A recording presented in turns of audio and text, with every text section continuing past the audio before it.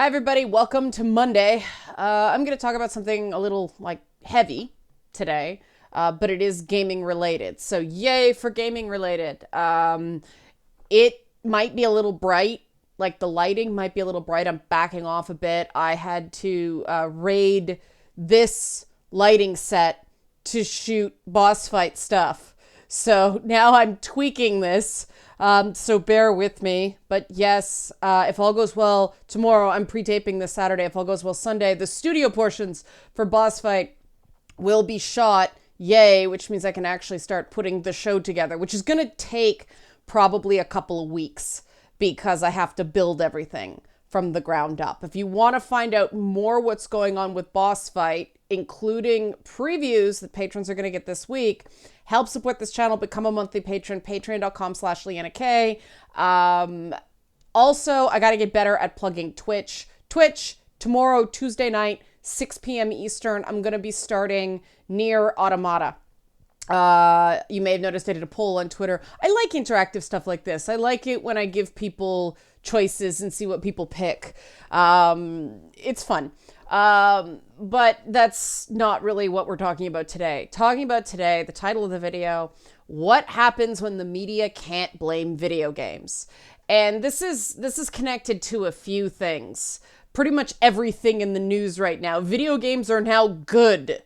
Like a virus did what no media outreach, because it wasn't very effective media outreach, could. It made the mainstream media positive on video games. They went through their period of, what if it's too much screen time, to, oh yeah, Animal Crossing's awesome. So, hey, we'll take the wins where we can get them. But you know the next time there's some sort of violent incident involving a young person, especially a young male person, that somebody is going to find some way to blame video games. And there was recently a horrendous event in Nova Scotia. I think it's the largest multiple killing in multiple shooting in Canadian history. I think I got that right. I know it's more than L'École Polytechnique, which was for the longest time our worst. 22, possibly 23 people. That's the death toll in our largest shooting ever. Go Canada. But it's still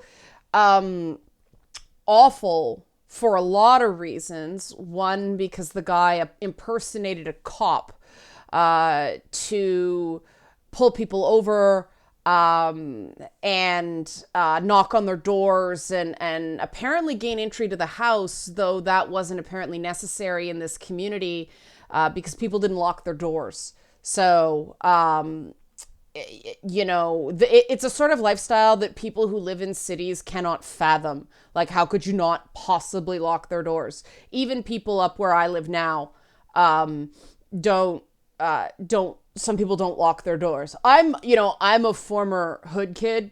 I'm going to lock my doors. Doesn't matter where I am. If I go camping, I'm going to find a way to lock the door on the tent. Just kidding. But there are some habits. People who have grown up in more rural, in sort of sleepier town settings their whole life, they're not accustomed to locking their doors. Now that may change after this, but the suspect was older. He owned a chain of denture clinics. And so when it came time to, why did this happen? They couldn't kind of zero in on something like video games quickly. It took quite a few days for them to zero in on a domestic violence angle, though at present, public reporting is not saying whether the violence against his girlfriend was to prevent her from stopping him, or whether it started with abuse and then spilled out, like started with intimate partner violence and then spread out into a larger killing. It is known that he started with people he knew first and then sort of branched out to anybody he kind of came across. But there was no reference to video games at all. None in the whole thing. And so the media zeroed in on blaming the police. Yeah, I'm not kidding. The big story over the weekend was whether or not the police, while they're trying to find this guy in this rural community, it went on for hours. Like, he drove through like 3 different towns. It was all over the place.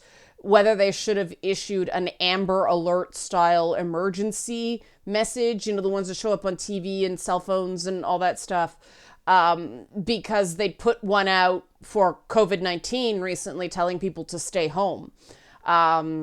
They did alert the public via Twitter, but this is the sort of community where a lot of people certainly aren't on Twitter. Some people aren't even on Facebook. But, the reason police put things out on something like Twitter is precisely because, the news monitors Twitter. I know I saw it while I was in progress. Granted, I sort of don't match the description in a great many ways of the people they interviewed for this story. But I watched it over the weekend, and it was very much zeroing in on, issuing an emergency alert could have saved lives. Now, they say 6 out of the 22 homicides may have been prevented, meaning it still would have been a lot of people dead. It wouldn't have prevented the shooting. It just meant that fewer people may have been oot and about, as we say in Canada, to get taken down. Now, I'm not sure what they would have put in this emergency alert. Like, would they have advised people not to stop for police? Because he had a full replica police car with flashers and stuff like that, with the lights on top and everything like that. So what were people gonna do if they see lights? Just gun it? Like, what exactly would they have warned people to do? I guess stay indoors. That's it. But, I think at the very least, this is harsh. This isn't fair to the Nova Scotia RCMP, who one of their own officers was killed trying to stop this guy. She apparently, I won't get into details. That's not the point here. But the force is mourning a loss, and now they have to hear, you screwed up, this is your fault. And the fact that we're arguing whether it was going to be, 14 people killed versus, 16 people killed versus 22 people killed, like, come on. It still would have been an awful, awful thing. And I don't agree that an alert would have saved that many people, because of the fact that 2 of the people that were killed in that window between when the cops found out he was impersonating a police officer and when they caught him, 2 of the people who were killed were acquaintances of his who would have known he wasn't a cop. Other people said, well, we didn't hear anything more after the original report, so we just sort of assumed it had calmed down. There's no way to know. I think it may have, I don't know, it might have saved maybe 2 lives, because people are driving. They're not, they're not watching their phones. So you're not supposed to be looking at your phone when you're driving. You're not supposed to be reading your phone when you're driving. So it's possible those people wouldn't have seen it. Possibly they would. We don't know. But I think it's unfair to sort of Monday morning quarterback this.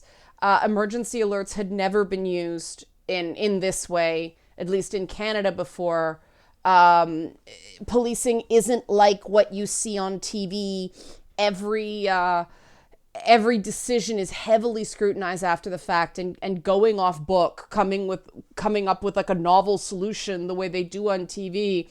That's not the way policing often goes, just because novel can sometimes mean that the case gets thrown out. You have to go by the book. And we have a real issue with Amber Alerts up here that people complain about them being too early or them being too late or it woke me up or, and these are instances where kids are abducted and people are complaining that they were their idyllic existence was disturbed by a community alert. So there were really no right answers here.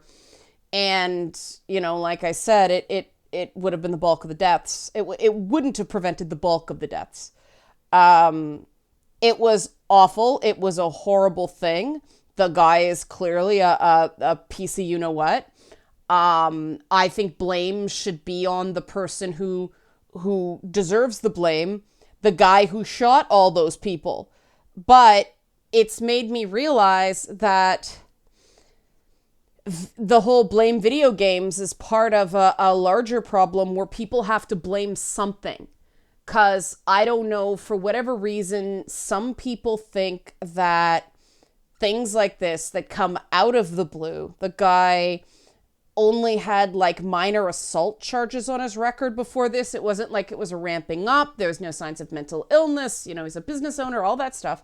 Some of these things just can't be prevented. They can't. And I think some people can't handle that.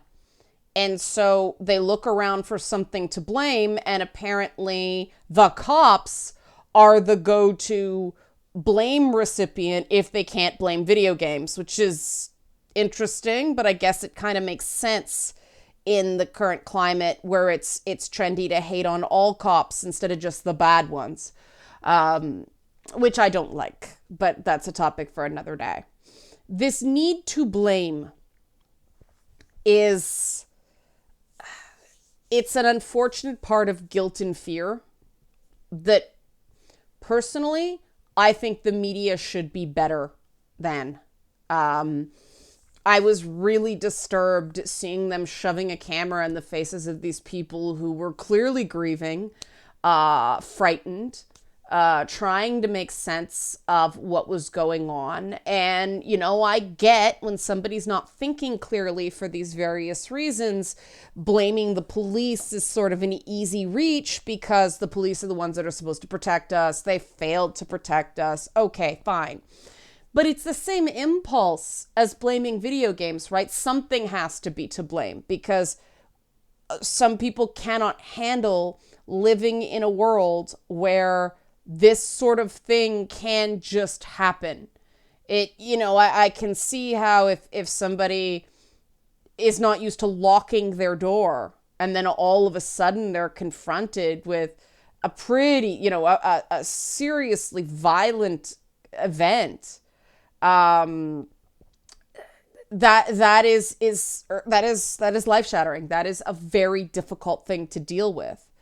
I found it interesting that it took them so long to zero in on the domestic violence angle because that, other types of violence are actually much more relevant. Past violent behavior can actually, people don't just start at the top of the violence scale, right? Maybe they were trying to confirm it. I don't know. I can't say. But it's frustrating being, I guess, still a member of the media in a lot of ways, but certainly somebody who used to be reporting on these sorts of things. I mean, I was on the air on talk radio the day they found Tori Stafford's body. If you don't know who that is, it's a kid who was killed, abducted and killed. And I think part of the reason I settled on games and didn't continue in that sort of thing is I didn't have the instincts that newsrooms like. I erred on the side of, not smearing someone for a sizzly story. I wanted to make sure the information was right. I certainly didn't want to do anything that could possibly impact a trial or report really really disturbing information without knowing if the family had been informed of certain details. And you gotta be cutthroat if you want to make it in news now. You basically have to be prepared to ruin lives. And I don't think that's right, but I'm aware that that is so. And if you wonder why I seem so kind of like meh when certain things happen, it's because, yeah, this is the way this stuff goes. Unfortunately, we're living in an era right now where a lot of newsrooms are still struggling to stay afloat.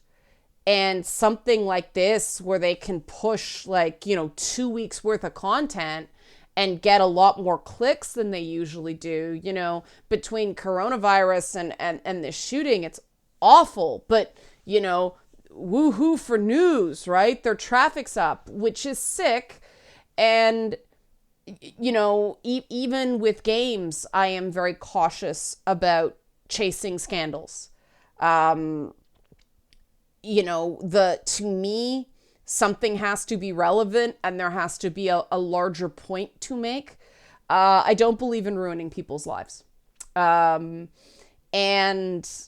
the truth is that these people who are grieving right now, when they come out of it, they might not like the fact that their tear-stained faces and cracking voices are on the internet forever now.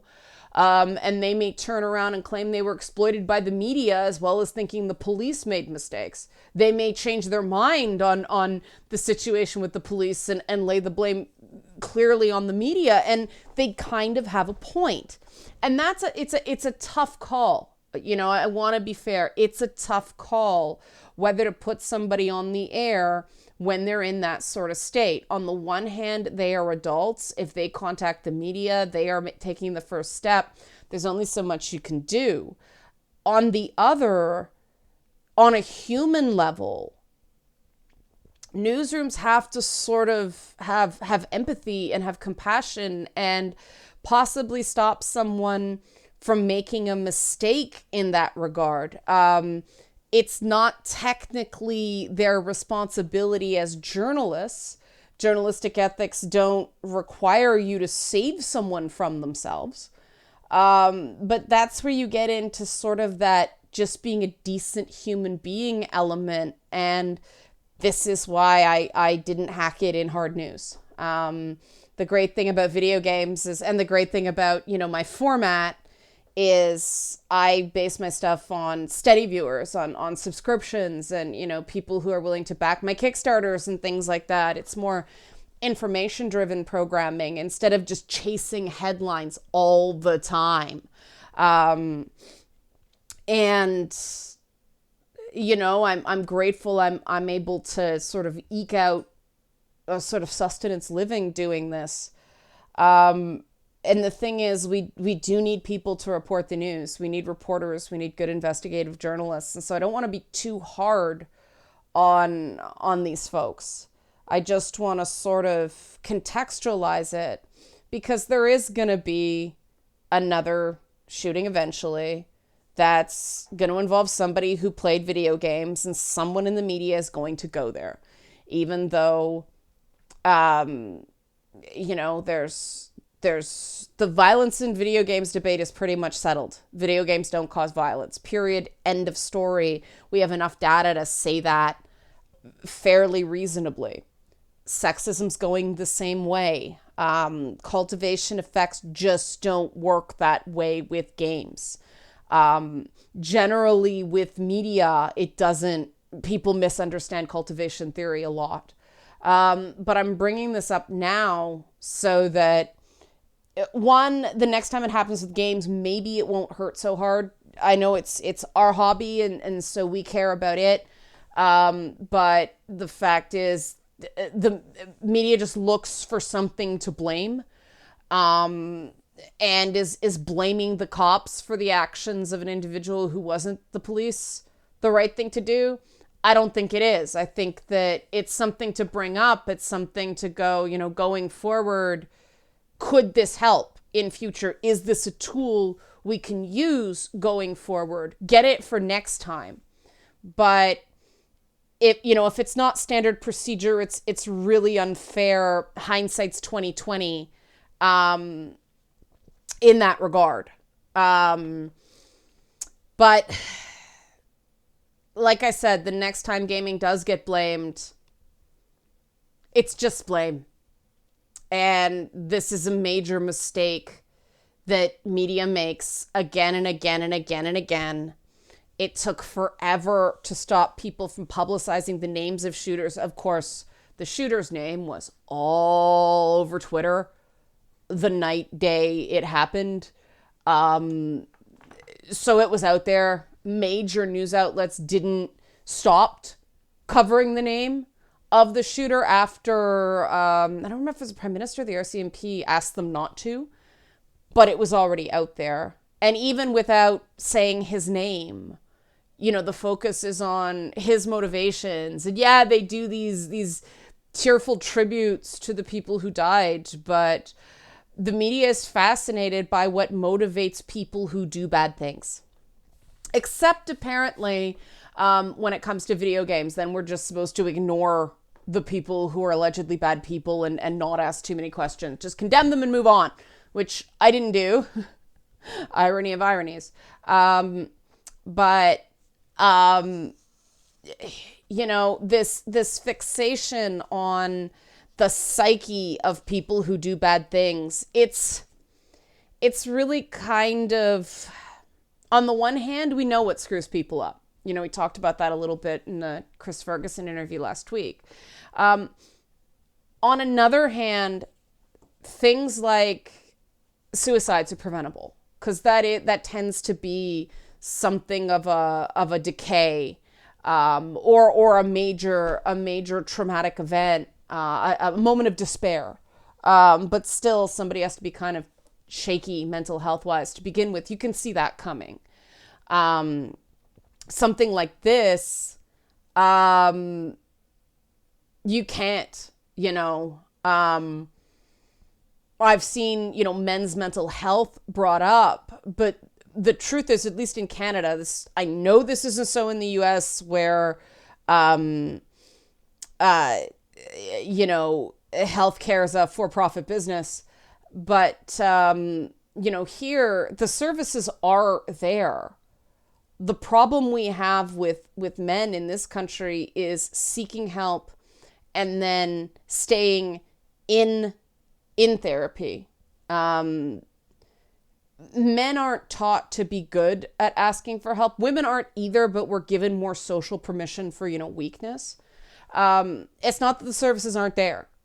It's that, men don't utilize them. And like I'm saying, that's not the case everywhere. I know that. I know finances and cost and all that stuff are a real thing in some places. I've been astounded. One of the things I thought moving, further out of the city, there'd be a lack of mental health services, but it's actually better than where I lived before. I'm not sure why, but it's interesting to research this stuff and find that stuff out.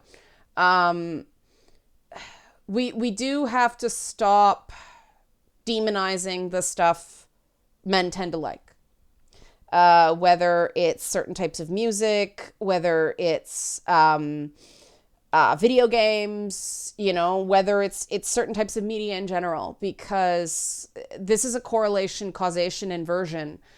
Yes, bad groups, hate groups and stuff like that do recruit in places where disenfranchised young men tend to congregate.